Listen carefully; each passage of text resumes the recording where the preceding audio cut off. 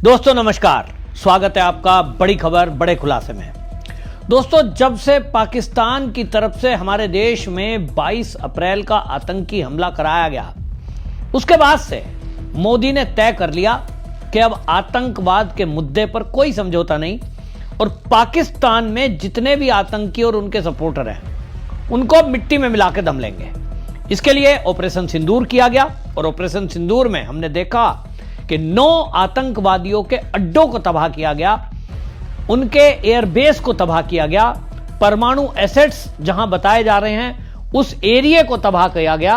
लेकिन अभी भी भारत के पास इनपुट हैं कि अभी भी जो पाकिस्तान है उसके आतंकी अभी वहां जिंदा हैं और उसकी सेना, खासतौर पे सेना का जो जनरल वो मुनीर जो है वो बाज नहीं आ रहा है। और इसके साथ ही अभी हमने ऑपरेशन सिंदूर में देखा कि तुर्की ने किस तरह से पाकिस्तान के साथ मिलकर हमारी भारतीय चौकियों पर, हमारी भारतीय सेना पर ड्रोन से हमले किए। यह बात अलग है कि हमारी सेना ने उसके सभी ड्रोन मार गिराए, लेकिन यह बात बिल्कुल एक जगह अपनी है कि भाई तुर्की को भी अब दुश्मन की नजर से ही हमें ट्रीट करना चाहिए। तो मोदी ने रणनीति शुरू कर दी है, जाल बिछाना शुरू कर दिया है। और इसी कड़ी में सबसे बड़ी खबर यह आई कि उत्तर कोरिया में हम जो है उत्तर कोरिया की राजधानी प्योंगयांग में अपना अब वहां राजनयिक तय करने जा रहे हैं, राजनयिक को वहां बिठाने जा रहे हैं और अपना दूतावास खोल रहे हैं। हालांकि यह दूतावास पहले से है, 1973 में खुला था, लेकिन 1973 के बाद ये जुलाई 2021 में जब कोरोना काल चल रहा था तो कोरोना की वजह से लगभग सभी देशों में जहां कोरोना के केस ज्यादा बढ़ रहे थे वहां बंद कर दिए गए थे और राजनयिकों को दूसरे देशों में शिफ्ट होने के लिए कहा था जहां कोरोना कम था। तो अनऑफिशियली बंद था, दफ्तर है, जगह है, लेकिन अब दोबारा से उसको चालू किया जा रहा है। और यहां जो है अब दोबारा से अपने जो हमारे राजनयिक हैं अलिया वेती लोंगे कुमेर, इनको जो है राजदूत बनाकर वहां भेजा जा रहा है। और इसके बाद आपको बता दूं, जैसे ये खबर आई सबसे ज्यादा हड़कंप कहां मचा है तो पाकिस्तान में, क्योंकि पाकिस्तान ने वहां नजदीकियां बढ़ाने की कुछ शुरुआत की थी और पाकिस्तान उत्तर कोरिया से जो मिसाइल है, मिसाइल के मटेरियल और मिसाइल की टेक्नोलॉजी, मिसाइल खरीदना, ये सब करने की कोशिश कर रहा था। भारत को जैसे ये चीजें पता लगी है कि भाई अगर चीन से जो मिसाइलें मिल रही हैं, ऑपरेशन सिंदूर में उसने देख लिया कि हमारी मिसाइलें चीन से जो हम लाए थे वो तो कामयाब हुई नहीं, ना चीन का डिफेंस सिस्टम ने कोई काम किया। तो पाकिस्तान इस बार सोच रहा है कि भाई भारत फिर से कोई अटैक करेगा क्योंकि आतंकवादी बाज नहीं आएंगे। तो इस बार वो तैयारी कर रहा है उत्तर कोरिया से मिसाइल और डिफेंस सिस्टम लेने की। जैसे ही भारत को यह पता लगा, भारत ने तुरंत जो है निर्णय किया कि हमारा जो राजदूत है हम भी वहां भेजेंगे और हमारा जो दूतावास है वो हम एक्टिव करेंगे फिर से। कोरोना के काल में वो बंद हुआ था, लेकिन बाद में ऐसा माना गया कि चलिए अभी जरूरत नहीं है, लेकिन अब जरूरत है क्योंकि दुश्मन देश अगर वहां एक्टिविटी करेगा तो मोदी जी की एक रणनीति है कि पहले ही हम वहां जाकर लोगों को समझाते हैं, उस देश को समझाते हैं कि भाई ये जो है पाकिस्तान, ये तो आतंकी स्थान है और इससे दूरी बनाओ रखो, कल को ये तुम्हारे लिए भी सिरदर्द बनेगा। हालांकि जो किम जोंग उन है वो अपने आप में एक खतरनाक व्यक्ति माने जाते हैं, वो 1 मिनट में किसी की सुनते नहीं है और पाकिस्तान की तो उनके सामने चलती कुछ नहीं है। लेकिन चीन पीछे खड़ा है, इसलिए भारत की रणनीति अलग है कि वो भारत जो है पाकिस्तान को दुनिया में एक्सपोज कर रहा है। तो उसका एक तरीका ये भी है और भविष्य में ये हो सकता है कि मोदी जी आपको उत्तर कोरिया की यात्रा पे भी जाते हुए दिखाई दें, क्योंकि अब नजदीकियां उन लोगों से बढ़ाना जरूरी है जहां जहां पाकिस्तान के कदम रखे हुए हैं। पाकिस्तान को एक्सपोज करना, पाकिस्तान को अलग थलग करना और यह कोशिश करना कि पाकिस्तान को कोई भी दुनिया का देश कम से कम उसको हथियार न दे, डिफेंस सिस्टम न दे। अब जो देश उसके धर्म के आधार पर उसके साथ खड़े हैं उनको तो रोका नहीं जा सकता, उसमें तुर्की भी है, उसमें ईरान भी वैसी भाषा बोल रहा था। हमने देखा उसमें कई देश थे जो पाकिस्तान के सुर में सुर मिला रहे थे, मलेशिया भी था। अब उनको तो रोका नहीं जा सकता, लेकिन उनको भी घेरने के लिए मोदी ने रणनीति बनाई है। मोदी जी की जो G7 में यात्रा है कनाडा की, उसके पहले जब वो साइप्रस गए तो साइप्रस में जाने का एकमात्र लक्ष्य यही था कि तुर्की को कैसे शांत किया जाए।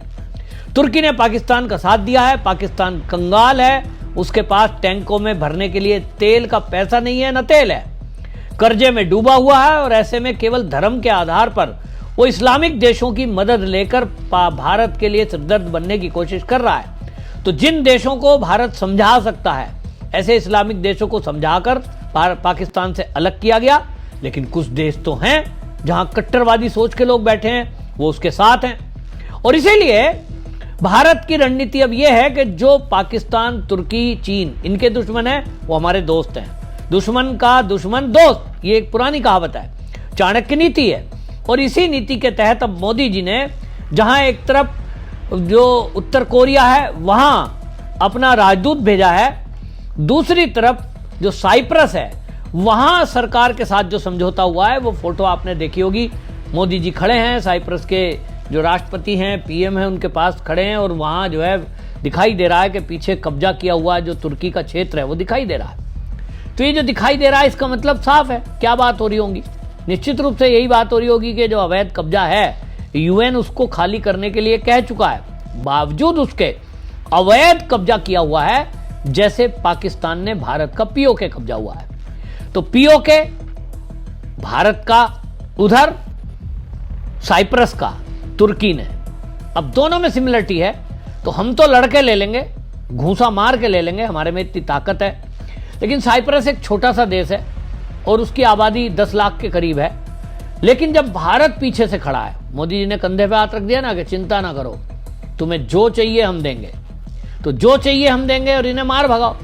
तो पीछे से उसके यूएन खड़ा है, अमेरिका भी खड़ा होगा शायद इस कारण से, क्योंकि उसकी जो इतिहास है वो इतिहास ये है कि वो एक ईसाई देश होता था।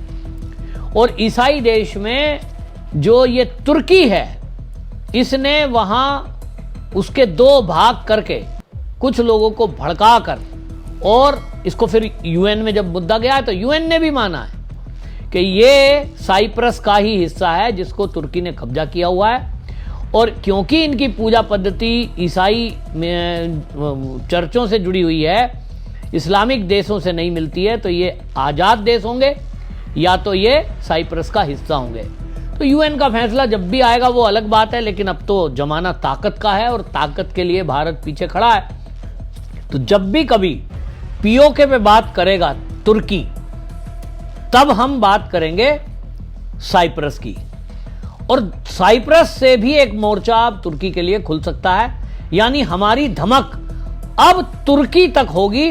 जब हम साइप्रस में होंगे तो समझ लीजिए कि हमारे सैनिक वहां होंगे, हमारा सैन्य अड्डा वहां होगा, और सैन्य अड्डा होगा तो सैन्य सामान भी होगा, मिसाइल भी होंगी, फाइटर जेट भी होंगे। तो जब ये सब होंगे तो तुर्की कान नहीं हिला सकता। ये पक्का इंतजाम मोदी जी ने कर दिया है। और इसी वजह से पाकिस्तान के साथ साथ तुर्की भी इस मूवमेंट को देख करके थर थर कांप रहा है कि भैया मोदी ने क्या कर दिया। मोदी जी को बहुत सारे कांग्रेसी में देख रहा हूं, जब जा रहे थे मोदी जी यात्रा पे कि साइप्रस जा रहे हैं, तो उनका मजाक उड़ा रहे थे। अहमदाबाद जितना गुजरात है उतनी भी आबादी नहीं है, मोदी जी कहां जा रहे हैं छोटे से देश में, क्यों जा रहे हैं, ऐसी ऐसी बातें कर रहे थे। पुण्य प्रसून वाजपेयी, मैं उसका एक्स पे पोस्ट पढ़ रहा था, वो मजाक ले रहा था कि इतने बड़े महान विश्व गुरु बनने वाला देश और कहां एक छोटे से उसमें जा रहा है। उन्हें यह नहीं पता कि जो काम भाले से नहीं होता कभी कभी वो सुई कर देती है। और उन्हें पुण्य प्रसून वाजपेयी को यह भी नहीं पता कि हाथी को मारने के लिए सुई काफी होती है। तो मोदी हैं, वो रणनीति चलते हैं और चाणक्य नीति पे चल रहे हैं, जिसके तहत छोटे छोटे देशों से मिलकर बड़े से बड़े देश का मुकाबला किया जा सकता है। और वो कैसे किया जा सकता है, हमें श्री राम भगवान जी ने सिखाया है।